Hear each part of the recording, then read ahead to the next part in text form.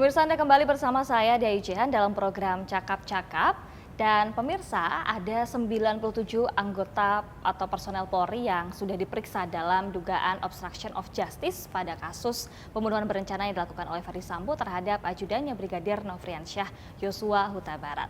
Namun, pada majalah Tempo edisi terbaru 3 September 2022, teman-teman majalah Tempo ini menemukan beberapa nama baru yang juga diduga terlibat dalam kasus ini. Siapa sajakah mereka, para penyokong Sambo ini? Bersama saya sudah ada Mbak Linda Trianita, wartawan Tempo yang join lagi di Cakap-Cakap hari ini. Hai Mbak Linda. Halo ya? Teman-teman semua, saya Linda, jurnalis majalah Tempo. Alhamdulillah sehat, Mbak Jihan sehat? Alhamdulillah sehat juga. Terima kasih loh udah gabung lagi di Cakap-Cakap ya. Akhirnya kita ngobrolin Sambo lagi, Mbak Linda, jangan bosan. Sambo lagi, teman-teman juga jangan bosan dengan Sambo. Oke, baik. Nah, ngomongin Sambo lagi nih, Mbak Linda dan juga pemirsa semuanya, bahwa di 3 tulisan dan diantaranya satu tulisan pertama di laporan utama itu menyebutkan keterlibatan dari Kapolda Metro Jaya, Fadil Imran. Itu gimana ceritanya, Mbak Linda? Ya, kami di edisi kali ini, saya entah tidak menghitung lagi ini edisi ke berapa karena kita banyak sekali menulis laporan utama mengenai drama pembunuhan Yosua oleh Pak Sambo dan kelompoknya ini, bahwa kami mendapat info mengenai adanya peran dari para perwira tinggi lainnya membantu dalam skenario Pak Sambo ini sudah sejak lama, cuma memang kami perlu waktu untuk memverifikasinya dan menerbitkan secara berkala mengenai babak-babak dalam drama ini yang bakal panjang. Di sini Pak Fadil, kami mendapat info berperan memang sejak awal seperti itu. Sejak kejadian. Jadi kami mendapat kabar bahwa Pak Sambo yang mengontak Pak Fadil memang, dan di situ Pak Fadil kabarnya pengakuan Pak Sambo kepada Pak Fadil tuh mengenai kejadian yang sesungguhnya gitu. Nah, itu berapa menit atau berapa waktu setelahnya? Itu kejadian sore, malamnya. Setelah itu Pak Sambo mengontak Pak Fadil, bahkan sebelum Pak Kapolri itu Pak Sambo mengabari Pak Fadil lebih dulu kabarnya. Sebelum ketemu Kapolri ketemu Pak Fadil dulu? Berhubungan mereka, mengontak, berkomunikasi. Lalu Pak Fadil juga aktif dalam hal ini ketika Mabes Polri merilis pada pukul 14 hari Senin tanggal 11 Juli itu, Humas Mabes tidak menyebutkan adanya pelecehan seksual, dan dia juga menyebutkan ini baku tembak ketika Yosua hendak masuk menembak dulu, kemudian dibalas dengan Richard gitu. Nah, saat itu Pak Sambo kabarnya sangat marah kepada Humas karena tidak menyebutkan rilis sebagaimana yang ia briefing bahwa ada pelecehan seksual dan lain-lainnya. Nah, ketika itu sorenya setelah itu Kapolres Jakarta Selatan Kombes Budi Herdi ketika ditanya wartawan apakah benar ini ada pelecehan, dan kelompok Pak Sambo sudah menghembuskan ada pelecehan itu kepada wartawan sehingga mengkonfirmasi kepada Kombes Budi Herdi, yang kemudian Budi Herdi menjawab ya ada pelecehan dan lain-lain. Dari situlah kemudian ramai menjadi perbincangan di publik bahwa kok bisa seorang brigadir polisi melecehkan istri atasannya, terus kok bisa dia tembak-menembak. Banyak spekulasi liar yang muncul saat itu, dan kabarnya yang kami peroleh bahwa Kombes Budi Herdi memberikan pernyataan kepada wartawan itu atas seizin atau perintah dari Pak Fadil bahwa mengenai adanya pelecehan terhadap putri itu, yang sebelumnya oleh Humas hal luput, itu tidak disampaikan, bukan luput, sengaja tidak disampaikan karena alasannya oleh Humas waktu itu mengenai pelecehan itu nanti saja di persidangan kita, karena ini masih awal sekali, jadi mereka perlu penyelidikan dan penyidikan yang lebih mendalam untuk menentukan benar nggak ada pelecehan itu. Jadi Humas waktu rilis awal belum menyampaikan adanya pelecehan. Dan setelah Kombes Budi Herdi menjawab pertanyaan itu kepada wartawan, akhirnya Divisi Humas Mabes Polri merilis lagi mengenai adanya pelecehan itu. Dan bermula dari situ, itu Pak Fadil perannya mulai terlihat beberapa jam ya setelah kejadian atau setelah insiden, Pak Ferdy Sambo menghubungi Pak Fadil untuk kepentingan itu. Baik, nah itu pertama. Pak ini ya Kapolda Metro Jaya Fadil Imran. Kemudian ada nama lagi yang juga ditulis oleh majalah Tempo, yakni Kapolda Jawa Timur dan juga Kapolda Sumatera Utara, Pak Niko dan juga Pak Panca. Itu Benar. perannya bagaimana, Mbak? Iya, kami mendapat informasi bahwa setelah akhirnya muncul banyak spekulasi liar di publik, di media sosial dan berbagai macam lainnya, akhirnya Kapolri atas instruksi Presiden, atas arahan Presiden membentuk tim khusus dan inspektorat khusus untuk menangani kasus ini yang Kapolri minta secara saintifik gitu kan, untuk mengumpulkan bukti-bukti yang sebenarnya yang terjadi itu bagaimana gitu. Nah, ketika itu kami mendapat info bahwa Pak Fadil akhirnya mengumpulkan, dibantu oleh perwira menengah, mengumpulkan para perwira tinggi ini, Pak Irjen Panca Simanjuntak Kapolda Sumatera Utara dan Pak Niko Afinta Kapolda Jawa Timur. Nah, di situ mereka mengadakan pertemuan di Polda Metro Jaya seperti itu. Info yang kami dapat bahwa mereka membagi-bagi tugas dan sebenarnya tugas-tugas ini telah dipikirkan oleh salah satu mantan pejabat Polri juga yang mereka membagi tugas ini, yang kemudian dibahas lagi oleh 3 perwira tinggi ini, bahwa salah satunya Pak Panca dan Pak Niko Afinta bertugas untuk melobi para pejabat utama Polri agar jangan terlalu kencang mengusut kasus kematian Yosua ini, karena waktu itu kan keterlibatan Pak Sambo masih belum abu-abu ya? Iya, masih belum begitu jelas dan saat itu Pak Sambo juga masih membantah bahwa dia terlibat kan. Skenario tembak-menembak waktu itu masih kuat sekali. Nah, jadi para perwira tinggi ini bertugas untuk melobi supaya para pejabat utama itu jangan terlalu kencang mengusut kasus kematian Yosua ini. Juga ada tugas-tugas lain, semisal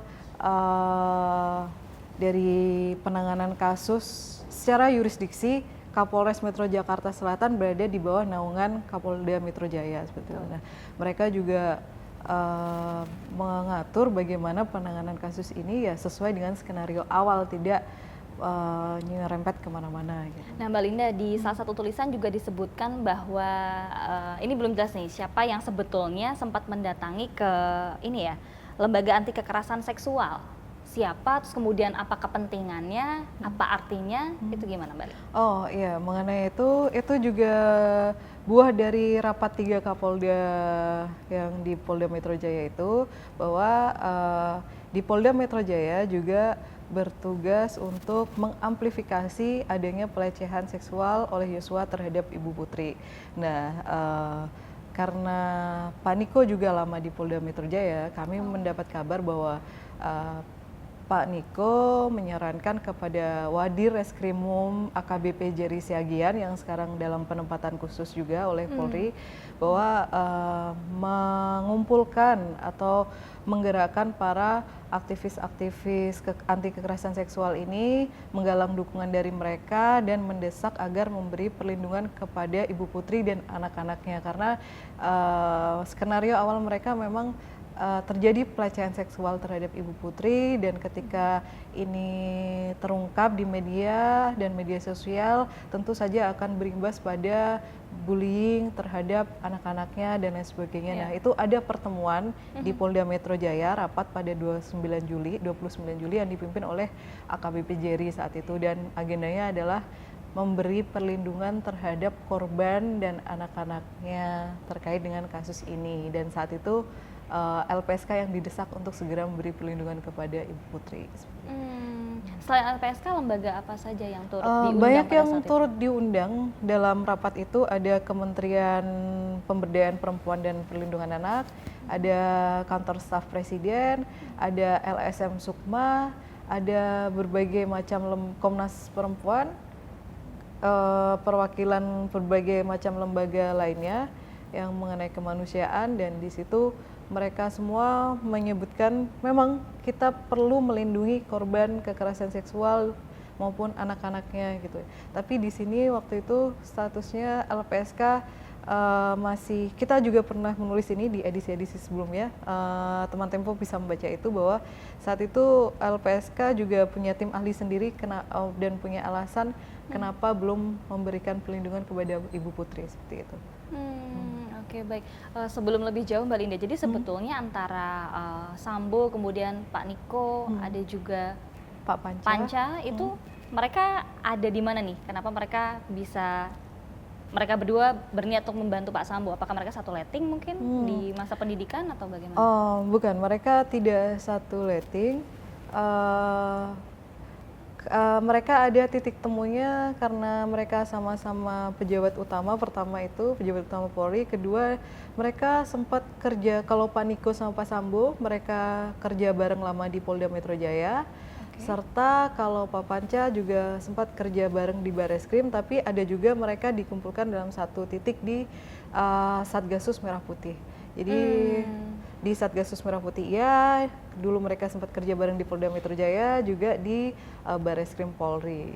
Baik, menarik nih soal Satgas Merah Putih, tapi nanti kita bahas di pertanyaan selanjutnya Mbak Linda. Nah ini ditulis juga bahwa Sambo ini selain tadi ini ya meminta bantuan pada Pak Niko dan juga Pak Panca, dia juga sempat bergerilya sendiri ke lembaga lain seperti Kompolnas, Komnas HAM. Itu apa sebetulnya kebutuhan dia akhirnya bergerilya sendiri dan bagaimana sebetulnya respons dari Kompolnas maupun Komnas HAM pada saat itu? Ya, kalau Komnas HAM kita tahu bahwa mereka komisioner dipanggil Pak Sambo ketika mereka RDP dengan DPR gitu kan ya. Komisi 3 waktu itu dan mereka mengaku bahwa Pak Sambo menangis di depan mereka. Nah, kami juga itu pengakuan mereka ke DPR begitu. Nah, kami mencoba menggali itu dari Kompolnas. Kami mengontak Ibu Pungki Indarti, salah satu komisioner, dan kami menanyakan Kompolnas saat itu posisinya tahu kejadian yang sesungguhnya bahwa ada penembakan terhadap Yosua atau mereka kena prank adanya tembak-menembak dan pelecehan dan lain sebagainya itu. Nah, Ibu Pungki menjelaskan bahwa pada hari Senin itu sebelum ada rilis dari Mabes Polri, rilis pukul 2, pukul 10 pagi Ibu Pungki ditelepon oleh Pak Sambo dan diminta datang untuk ke kantor Divpropam Polri di gedung TNCC begitu kan. Nah, di situ Ibu Pungki menyampaikan kepada kami bahwa dia mengira akan berdiskusi mengenai adanya perdebatan suatu kasus pidana gitu, bahwa apakah ketika anggota melakukan pelanggaran etik bisa diproses pidana dan lain-lainnya seperti itu. Ibu Pungki mengira awalnya diskusinya begitu, tapi ketika datang dia disuguhi oleh tontonan bahwa Pak Sambo menangis di depan Ibu Pungki, menyampaikan istrinya dilecehkan oleh Yosua dan martabat Pak Sambo juga terluka begitu dengan pelecehan terhadap istrinya ini, dan itu yang disampaikan kepada Ibu Pungki. Dan saya bertanya kepada Ibu Pungki, Ibu percaya begitu saja? Dan dia juga sempat berpikir apakah ini fakta ataukah Pak Sambo memang jago melakukan watak gitu kan. Tapi akhirnya dia mencoba memverifikasi ke Polres Jakarta Selatan dan lain-lainnya, tapi akhirnya kenapa waktu itu mereka percaya ya adanya, karena akhirnya setelah tim sus dan irsus bekerja diketahui bahwa mereka semua ini bersekongkol, Polres Jakarta Selatan maupun Polda Metro Jaya dan timnya Pak Sambo, bahwa mereka sudah merekayasa kasus itu. Jadi ketika Kompolnas coba verifikasi pun tuh data yang didapat tuh data yang sudah direkayasa oleh tim Pak Sambo begitu. Dan dari pihak Kompolnas baru menyadari itu kemudian? Baru menyadari kemudian ketika ada temuan tim sus dan irsus. Oh, oke, baik-baik. Nah tadi soal rekayasa yang sudah dilakukan oleh kerjasama antara Polda Metro dengan Polres Metro Jakarta Selatan begitu ya. Ini juga dicatat di Laput bahwa ada kesamaan dokumen kesaksian para tersangka yang dihimpun dalam berita acara investigasi, begitu ya. Di Divpropam dengan di Polres Jaksel ini menjadi janggal karena sama itu tadi. Kenapa Mbak? Kalau sama emang kenapa gitu? Jadi info yang kami peroleh bahwa Pak Sambo tidak ingin kasus ini mencuat ke publik. Jadi supaya tetap kedap, itu penanganan kasusnya di Propam, karena proses di Propam kan sangat tertutup sekali gitu. Jadi pemeriksaan saksi-saksi itu dilakukan di Propam. Kuat, Richard, Ricky, Rizal itu semuanya diperiksa di Propam, saksi-saksi yang ada itu. Nah, secara hukum, secara pidana, Polres Jakarta Selatan juga membuat laporan tipe A yang mengenai adanya upaya pembunuhan oleh Yosua kepada Ibu Putri dan Richard, karena skenarionya kan waktu itu Ibu Putri ditodong, Richard ditembak duluan begitu kan. Nah, janggalnya waktu itu adalah kenapa laporan tipe A-nya bukan pembunuhan terhadap Yosua begitu, karena bagaimanapun adanya pembunuhan, ada orang yang mati itu derajatnya lebih tinggi gitu di dalam hukum seperti itu. Nah, waktu itu laporan tipe A-nya kenapa kok malah upaya pembunuhan, bukan pembunuhan dulu kepada Yosua. Terus kemudian di Polres Jakarta Selatan juga ada laporan dari Ibu Putri mengenai adanya pelecehan di rumah Duren 3 oleh Yosua begitu kan. Nah, di dua laporan ini Pak Sambo ingin pemeriksaannya dilakukan oleh Propam, dan penyidik Polres Jakarta Selatan juga menuruti itu, dan ketika harus membuat berita acara pemeriksaan, mereka harus meng-copy paste pemeriksaan yang entah itu benar-benar ada pemeriksaan atau tidak oleh berita acara investigasi di Propam Polri gitu. Oh baik, jadi itu tadi ya, karena tujuan ingin membuat ini kedap ya? Ingin supaya tidak mendapat perhatian publik atau pihak-pihak lain di internal kepolisian pun, karena di Propam semua anak buah Pak Sambo, dan di Polres Jakarta Selatan juga coba dikendalikan oleh mereka. Jadi akhirnya dalam BAI itu kemudian di copy paste di BAP gitu. Tapi di BAI sendiri kabarnya sempat ada perbedaan keterangan mengenai jumlah tembakan gitu, sehingga ada usulan dari Brigjen Hendra atau Kombes Agus Nurpatria mengenai prarekonstruksi di kantor Propam. Saya lupa detailnya di lantai 6 atau lantai 8 gitu, mereka prarekonstruksi karena ada perbedaan keterangan mengenai jumlah tembakan oleh Richard maupun jumlah tembakan oleh Yosua gitu deh. Di situ mereka menyamakan dulu tuh cerita pukul 2 dini hari di kantor Propam, mereka menyamakan dulu cerita, karena ketika di BAI awalnya mereka cerita semisal 5 tembakan gitu, tapi ketika mau coba di Polres Jakarta Selatan ada jumlah perbedaan tembakan gitu, dan akhirnya mereka mau tidak mau harus menyamakan cerita lagi sebenarnya berapa jumlah tembakan itu gitu. Dan itu dini hari jam 2, kemudian sorenya siang pukul 2 siang mereka prarekonstruksi di TKP di Duren 3. Itu berarti di hari Senin ya Mbak?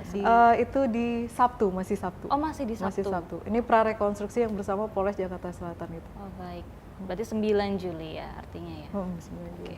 Baik, nah kemudian pertanyaan selanjutnya soal ada satu nama yang kemudian banyak sekali disebut gitu ya, tidak hanya di tulisan, bahkan ada di ilustrasi, ada di kolom juga begitu.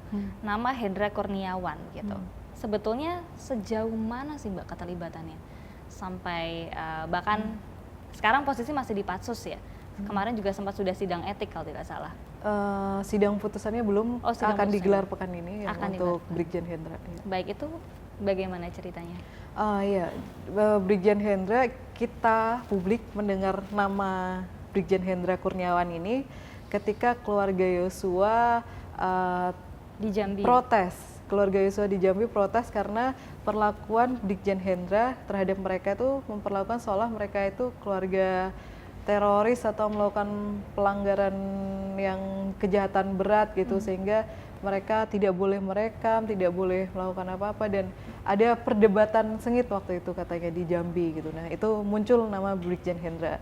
Nah, akhirnya kami mencari tahu juga bahwa ternyata Brigjen Hendra saat ke Jambi pun itu naik private jet bersama anggotanya. Selain itu juga pada pekan lalu atau 2 pekan lalu kita menulis mengenai CCTV itu, upaya penghilangan CCTV yang di Pos Satpam di dekat lapangan basket. Nah, itu kami mendapat info bahwa semua itu atas perintah Brigjen Hendra. Selain Pak Sambo juga Brigjen Hendra yang memerintahkan. Dan ketika itu Brigjen Hendra di Jambi, Kompol Baikuni, Kompol Cuk Putranto, Agus Nurpatria dan Arif Rahman waktu itu setelah nonton CCTV itu, di CCTV itu menunjukkan bahwa Pak Sambo ketika datang Yosua masih hidup, itu ada di edisi yang lalu, dan di situ mereka berempat setelah menonton, mereka menghubungi Pak Hendra, harus diabalkan CCTV ini dan ada perintah dari Pak Hendra untuk menghancurkan CCTV itu. Nah, di situ ada peran aktifnya. Jadi ketika sekarang istri Pak Hendra bilang bahwa suaminya tidak bersalah, bahkan ada surat pernyataan dari Pak Sambo bahwa Hendra Kurniawan dan Agus Nurpatria tidak bersalah, tapi fakta menunjukkan bahwa Hendra Kurniawan itu berperan aktif membantu Pak Sambo untuk merekayasa bukti-bukti dan menghancurkan bukti-bukti yang ada seperti itu. Termasuk soal tadi CCTV, kemudian apalagi Mbak yang dilakukan setelahnya? Ada peran lagi ketika akhirnya tim sus dan Irsus melakukan rekonstruksi di rumah Duren 3 itu pada 12 Juli itu mereka ada rekonstruksi, dan ketika itu ada kehebohan di rekonstruksi itu karena mereka menemukan jumlah selongsong lebih dari keterangan Richard bahwa mereka menembak 5 kali begitu menggunakan pistol Glock. Nah, ada di majalah laporan kita di majalah Tempo pekan ini bahwa tim sus dan Irsus saat itu menemukan lebih dari 5 selongsong peluru Glock 8 ya kalau tidak salah itu. Yang artinya adalah tembakan itu mungkin dilakukan lebih dari 5 kali atau memang ada orang yang sengaja menaruh selongsong di TKP itu yang oleh Dirtipidum Barreskrim Polri Brigjen Andirian bahwa ada siluman yang menaruh selongsong di TKP gitu. Oh gitu ya, itu yang kita dapat dari salah satu lapor judulnya Siluman Selongsong. Benar. Itu nah ceritanya. Di situ ketika ada kehebohan karena di saat rekonstruksi itu para pejabat tinggi ikut termasuk bintang 3, bintang 2 dan lain-lain itu, dan akhirnya terjadi keributan di sana di TKP oleh mereka, kok ini berbeda. Kemudian akhirnya besoknya lagi digelar rekonstruksi lagi dan mereka menemukan selongsong peluru pistol HS gitu. Jumlahnya juga ada beberapa gitu kan. Nah, di situ kabarnya Brigjen Hendra menghubungi Kepala Puslap 4 yang juga diperiksa etik juga, cuma saya kurang detailnya dia dipatsus atau tidak, tapi di situ Brigjen Hendra menanyakan kepada Kapuslap 4 kenapa info itu disampaikan kepada mereka ini gitu. Tim sus dan Irsus. Perbedaan jumlah selongsong ini? Iya, temuan perbedaan jumlah selongsong ini. Nah, Kapuslap 4 menurut info yang kami peroleh, dia menjawab kepada Brigjen Hendra bahwa info yang menyampaikan informasi tersebut kepada para jenderal-jenderal dan tim yang ada di TKP saat itu adalah anak buahnya gitu.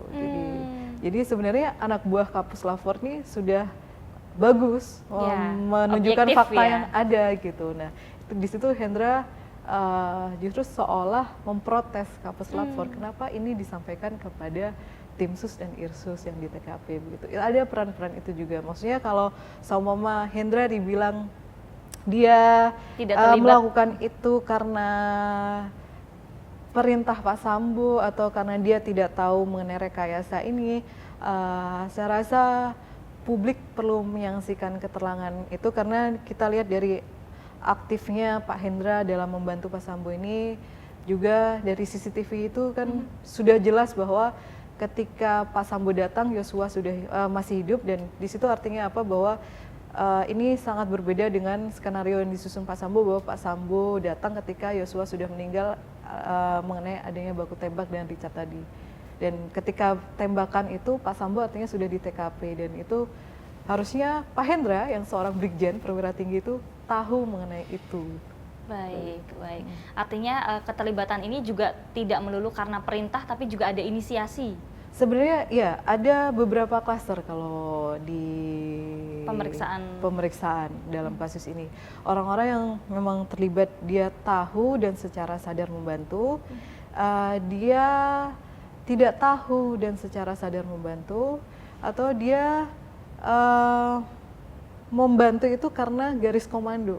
Jadi sebenarnya tidak tahu yang sesungguhnya apa yang sebenarnya terjadi. Ini ada klaster di Polda Metro Jaya. Selain AKBP Jerry yang kita yakini adalah dia tahu dan membantu, dan ada juga AKBP Handi Jusen, Kasubdit Resmort Dirkrimum, dia yang mengatur selongsong peluru itu, makanya ada peluru siluman di TKP itu. Dia kami yakini sebagai pihak yang sadar dan membantu, tapi ada juga kasubdit lain atau personil lain yang dia membantu atau melaksanakan tugas itu karena perintah dari atasan Kapolda maupun Kasubdit yang mengetahui itu. Baik, jadi ada klaster itu ya Mbak Linda ya, dan termasuk salah satu keterlibatan Hendra yang ditulis juga di Laput tentang membuatkan pertanyaan dan jawaban untuk Ibu Putri pada saat akan ditanya jawab. Iya, itu mereka di BAI itu mereka menyiapkan draft pertanyaan dan jawaban yang kemudian Pak Hendra dengan salah satu anak buahnya, saya lupa antara Agus Nurpatria atau Arif Rahman, Agus Nurpatria nampaknya, mereka mendatangi rumah Pak Sambo pada dini hari juga saat itu, dan mereka mencocokkan bahwa pertanyaannya begini, jawabannya begini, tapi waktu itu BAI dan BAP-nya tidak jadi ditandatangani karena Ibu Putri sudah tidur, alasan mereka begitu kan. Itu posisi itu sudah terbentuk, Mbak? Posisi tim sus maksudnya. Tim sus belum terbentuk saat itu. Belum terbentuk. Karena itu sesaat setelah kejadian. Oke, baik. Jadi cukup banyak begitu ya peran dari Hendra Kurniawan ini. Nah, kemudian kita beralih ke soal pembahasan Satgas Merah Putih nih. Juga banyak ditulis di Laput edisi ini begitu. Nah, selain memerintahkan anak buahnya di Divpropam, Sambo ini juga melibatkan anak-anak buahnya di Satgas Merah Putih tadi ada beberapa nama.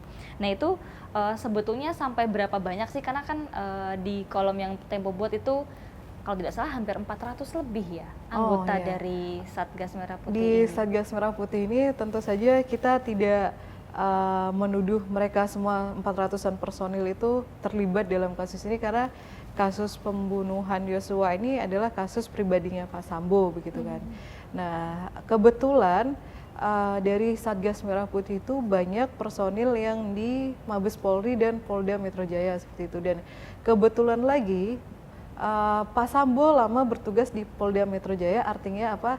Dia sudah mempunyai kedekatan secara personal dengan mereka ini, yang juga tidak semua personil Polda Metro Jaya terlibat, tapi beberapa yang dekat dengan Pak Sambo itu membantu, yang seperti saya sampaikan tadi ada AKBP Jerry, AKBP Handi Zusen, mereka itu cukup lama bersama ketika di Dirkrimum Polda Metro Jaya gitu, ketika Pak Sambo masih bertugas di sana. Juga Pak Fadil Imran, mereka bersahabat sangat dekat gitu dengan Pak Fadil dan Pak Sambo. Bahkan kami mendengar istri Pak Fadil itu teman SMP dari Pak Sambo dan Ibu Putri, atau teman SMA gitu, teman sekolah. Nah, di Makassar ya? Jadi di situ bahwa kedekatan yang dibangun personal gitu, mereka akhirnya ada beberapa yang diajak juga di Satgas Merah Putih, kemudian di Propam dan di Bareskrim juga. Kita tentu tidak lupa bahwa Pak Sambo juga pernah menjadi Dirtipidum di Bareskrim Polri saat era Pak Idam Aziz. Kemudian dia saat masih era Pak Idam Aziz juga Pak Sambo jadi Kadif Propam. Nah, di situ Pak Sambo tentu mempunyai orang-orang yang loyal terhadap dia, atau kita sebutnya loyalis Pak Sambo gitu. Jadi selain sekarang Pak Sambo Kadif Propam, dia juga Kasatgasus Merah Putih. Nah, di sini ketika dia punya dua kewenangan inilah yang membuat dia merasa bisa menguasai semuanya gitu, bisa mengatur atau mengendalikan semuanya ekosistem yang ada di Polri ini. Baik. Wow, luar biasa. Nah, tapi kemudian juga ditulis bahwa tim sus ini mendapatkan titik terang begitu ya pasca Satgas Merah Putih ini kemudian dibubarkan oleh Kapolri ya. Nah, tapi sebetulnya pembubaran Satgas ini pengaruhnya secara signifikan terhadap temuan-temuan baru itu apa sih Mbak Linda? Satgasus Merah Putih sendiri dibentuk di era Pak Tito Karnavian. Kasatgasnya Pak Idam Aziz yang saat itu Kabareskrim Polri gitu. Dan memang tugas-tugas Satgas Merah Putih ini awalnya bagus gitu. Mereka menangani kasus kerusuhan di Sarinah yang oleh tim Mawar, terus kasus Kiflan Zain, ada penanganan besar kasus penggagalan penyelundupan narkoba di Jawa Barat, Banten, Pandeglang itu. Dan itu sebenarnya kasus-kasus bagus yang mereka tangani. Tapi kemudian di era Pak Idam Aziz ada beberapa operasi dari Satgasus Merah Putih itu yang oleh politikus-politikus itu politis gitu mereka menyebutnya. Dan itu pun perlu diperjelas bahwa tidak semua anggota Satgas Merah Putih terlibat, karena kami mendengar informasi bahwa memang di polisi itu ada anggapan bahwa anggota Satgas Merah Putih itu anggota pilihan atau perwira-perwira elit Eksklusif gitu, lah. eksklusif ya, yang mempunyai akses khusus menangani kasus. Karena ketika ada kasus di daerah, ketika Satgasus Merah Putih masuk, otomatis daerah ini harus mundur gitu, penyidik daerah ini. Nah, tapi perlu diketahui juga bahwa di Satgasus Merah Putih sendiri itu ada kelompok-kelompok juga, bahwa mereka yang menjadi lingkarannya Pak Sambo, ada juga yang ya anggota Satgas biasa gitu. Atau kalau istilah anak-anak sekarang, circle-nya Pak Sambo. Pak Sambo itu punya circle sendiri juga, circle kecil di Satgas Merah Putih itu. Jadi di sini Pak Sambo di era Pak Idam sudah menjadi Kasatgasus, di era Pak Sigit ada SK lagi, dan Kasatgasusnya Pak Sambo, dia ini sebenarnya agak bermasalah karena Pak Sambo sebagai Kadif Propam yang harusnya polisinya polisi, membina polisi ketika polisi itu ada pelanggaran, tapi ini bertentangan ketika dia harus menjadi Kasatgasus Merah Putih, karena dia di Kasatgasus Merah Putih itu kebanyakannya penindakan gitu. Jadi antara fungsi pengawasan dan fungsi penindakan ini kan sebenarnya jangan sampai jadi berbaur jadi satu, karena nanti ini bisa berbenturan gitu. Jadi kewenangannya bisa abuse of power gitu kan. Nah, cuma yang kami dengar semasa Pak Listio Sigit Prabowo ini, Kasatgasus Merah Putih itu sama sekali tidak ada pekerjaan atau tidak ada tugas-tugas yang dijalankan, karena memang ya hanya sebatas SK saja. Tapi meskipun hanya sebatas SK, karena itu SK dari Kapolri dan dia jabatannya itu super body sebagai Kasatgasus Merah Putih.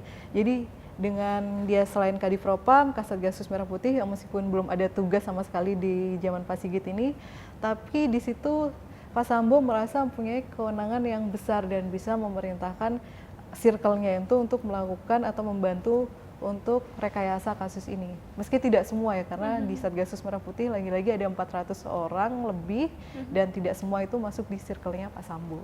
Oke, artinya berarti ketika ditanya seberapa besar atau seberapa signifikan pengaruh dari pembubaran Satgas ini, karena ya circle-nya tadi jadi hilang kendali dari Pak Sambo. Ketika akhirnya dibubarkan Satgas Merah Putih, terus Pak Sambo juga dinonaktifkan di Kadif Propam, akhirnya para anak buah atau circle-nya ini yang awalnya membantu, sangat percaya diri bahwa mereka tidak akan tersentuh hukum ataupun secara etik gitu, akhirnya dengan kewenangan yang mulai dipreteli ini, mereka jadi, oh bagaimana dengan nasibku ke depannya, tidak ada yang menjamin. Karena dari awal Pak Sambo kepada Richard pun juga, kenapa Richard yang disuruh menembak, kita flashback lagi, ingat lagi bahwa kalau saya yang nembak, siapa yang akan melindungi kamu? Tapi kalau kamu yang menembak, saya akan melindungi kamu. Itu yang disampaikan kepada Richard waktu itu, dan pasti ini juga yang disampaikan oleh Pak Sambo kepada mereka gitu.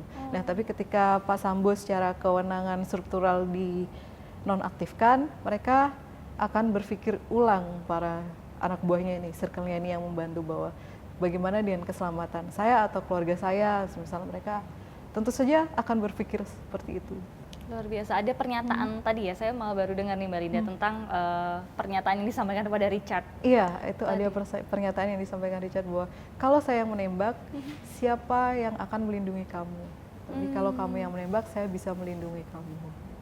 Baik, nah di Satgas Merah Putih ini, apakah hanya di circle-nya Sambo yang tadi Mbak Linda singgung itu hanya ada mereka-mereka yang dengan pangkat hampir selevel dengan Pak Sambo, atau ada lintas pangkat nih, pangkat-pangkat yang lain mungkin di bawahnya juga terlibat, Mbak? Iya, tidak hanya yang selevel dengan Pak Sambo, tentu saja hampir lintas pangkat, karena di sini Pak Sambo itu diakui atau tidak, dia baik terhadap anak buahnya gitu kan. Nah, di situ juga dia juga lama menempatkan orang-orang atau membantu para anak buahnya itu, karena saya dapat cerita bahwa Pak Sambo pernah jadi bertugas di suatu Polres dan dia meminta apa permintaan kamu, dan anak buahnya itu minta saya izin ditempatkan di Polres ini saja. Akhirnya sampai sekarang tidak ada yang berani mengotak-atik atau memutasi polisi tersebut. Nah, itu salah satu contoh kecil. Tapi dalam kasus Pak Sambo ini bahwa banyak anak buahnya yang membantu, karena memang Pak Sambo itu selain jadi atasannya juga dia juga sebenarnya peduli dengan para anggotanya gitu kan. Nah, di sini kita lihat bahwa ada Kompol Cuk Putranto, ada Kompol Baikuni Wibowo, mereka kan perwira menengah, perwira menengah yang masih menengah lagi gitu kan. Dan di situ dia juga dia yang berperan aktif dalam CCTV itu kan, menghancurkan CCTV, dan dia menyaksikan Pak Sambo datang dan lain-lain itu. Ada juga di dalam kasus ini bahwa salah satu tersangka obstruction of justice itu ada AKP Irfan Widianto, dia di Bareskrim Polri saat ini, dan dia Adi Makayasa juga yang lulusan terbaik pada 2010 di Akademi Kepolisian. Dia juga menjadi tersangka dan membantu Pak Sambo. Peran dia adalah mengumpulkan CCTV, artinya dari bahkan barada juga sampai level terbawah juga membantu Pak Sambo. Artinya apa? Bahwa Pak Sambo bisa menggerakkan dari level terbawah, menengah, bahkan atas sekalipun dia mempunyai kemampuan itu gitu. Sehingga skenario dia sempat lancar, tapi kemudian ada tim sus dan irsus bentukan Kapolri itu yang membubarkan seluruh rangkaian peristiwa yang dia susun. Tapi sekarang Pak Sambo tentu juga masih ada senjata-senjata untuk melawan sangkaan terhadap dia. Apa saja itu, Mbak Linda? Dari awal sampai akhir, Pak Sambo selalu konsisten mengenai adanya pelecehan seksual terhadap istrinya. Ya. Tadi di awal banget sudah saya sampaikan bahwa Pak Sambo bahkan sempat marah kepada Divisi Humas Polri karena tidak menyampaikan adanya pelecehan itu saat rilis. Dari daerah asalnya Pak Sambo itu ada nilai-nilai dalam masyarakat yang mengatur mengenai moral kesusilaan masyarakat, yang apabila itu menghancurkan wibawa orang itu dia punya hukum tersendiri gitu. Dan salah satunya adalah ketika istri dilecehkan, suami membunuh itu secara hukum mereka diperbolehkan. Tapi kita jangan lupa juga bahwa Pak Sambo tidak menembak langsung. Dalam pengakuannya sampai sekarang dia tidak menembak langsung dan selalu meng-highlight adanya pelecehan terhadap Ibu Putri, dan itu pun Ibu Putri juga menuangkannya dalam BAP yang meskipun dia sudah 3 kali berubah tetap konsisten mengenai adanya pelecehan itu. Kita tidak bisa menilai apakah sebenarnya pelecehan itu benar ada atau tidak, karena seluruh rangkaian kasus ini dari awal sampai akhir itu kan semua penuh kebohongan ya. Tapi kita tidak bisa memastikan karena dalam undang-undang terbaru TPKS pun bahwa kesaksian dari satu saksi itu sudah sah gitu. Menjadi alat bukti ya?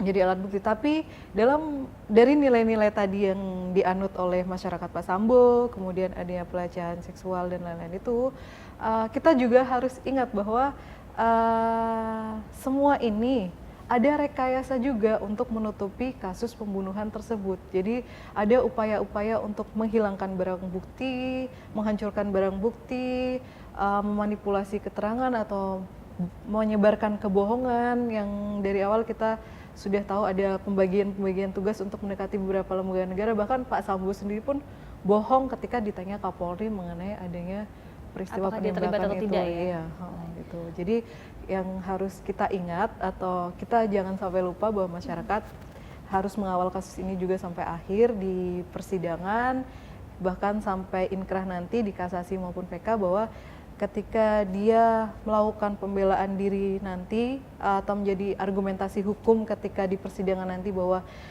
secara hukum dia menganut nilai-nilai itu yang dalam masyarakatnya. Ini juga sempat ada disertasinya mengenai pembahasan nilai-nilai di masyarakat ini dalam kaitannya dengan hukum pidana. Tapi kita jangan sampai lupa bahwa ada niat jahat juga dari kelompok Pak Sambo ini untuk merekayasa kasus dan menghancurkan barang-barang bukti yang ada gitu. Jadi dan menyebarkan kebohongan kepada publik ataupun kepada seluruh masyarakat Indonesia. Dan untungnya masyarakat memberi perhatian penuh terhadap kasus ini sehingga ada desakan juga kepada Presiden dan Kapolri untuk tim khusus. Juga sebenarnya bukan hanya masyarakat Indonesia saja yang memperhatikan kasus ini. Kami mendengar bahkan atas-atas politik negara-negara sahabat itu juga meminta laporan khusus mengenai kasus Pak Sambo ini kepada para diplomatnya gitu. Luar biasa. Baik, artinya kembali lagi Mbak Linda. Jadi meskipun nanti ada peluang begitu ya, Sambo akan membela diri atas nama hukum adat di wilayahnya yang yakini bahwa jika membela harkat dan martabat dengan cara membunuh itu masih bisa dibenarkan, tapi jangan lupa bahwa mereka atau circle-nya Pak Sambo ini juga melakukan rekayasa di balik itu semua begitu ya, Mbak Linda. Baik. Nah, satu pertanyaan terakhir Mbak Linda, ini ditulis di laput pertama ya, kan ada 3 laput nih di edisi ini. Di tulisan awal ini disebutkan dari pangkat bintara hingga brigadir jenderal ini diduga terlibat begitu, tapi belum menyentuh pejabat yang lebih tinggi. Apakah ini artinya berarti Tempo juga sedang melakukan